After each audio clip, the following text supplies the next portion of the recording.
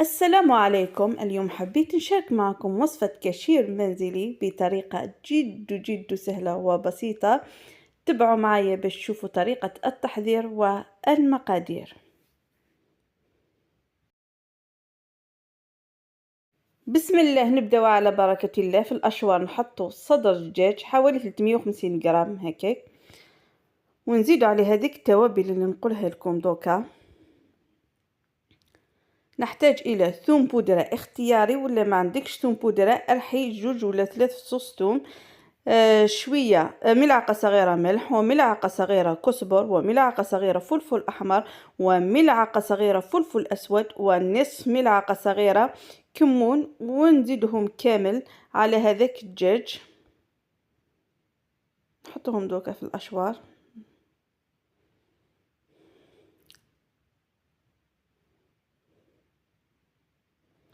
ونزيد عليه 3 حبات بيض، و3 مثلثات الجبن، استعمل الجبن اللي عندك، و4 ملاعق كبيرة سميد رقيق، سميد الفينو ولا، ونصف كأس زيت ممزوج بين زيت الزيتون وزيت طبيعي، ونخلطهم مليح. شوفوا كيفاش جا بعد ما طحناه. اللي حابة ديروه حار تزيد له ملعقة صغيرة تاع الهريسة في البداية، ولا ملعقة كبيرة بحسب الذوق اللي حبتها. شوفوا كيفاش جا القوام. دوكا نحطو البابي سيلوفان على سطح العمل كيما تشوفوا، ونحطو هذاك الخليط بهذيك الطريقة. الفيديو اللي يشرح لكم أكثر، تبعوا غير الخطوات.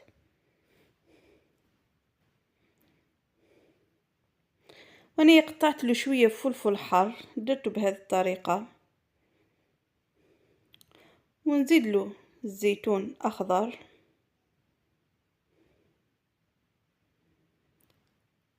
وبعد ما خلصت دوكا نروليه بهذه الطريقة. شوفوا كيفاش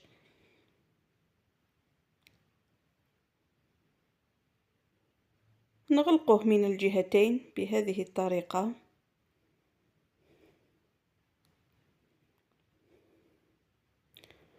ونزيد له تاني بابي ألومنيوم نحطه على سطح العمل، ونروليه تاني في البابي ألومنيوم.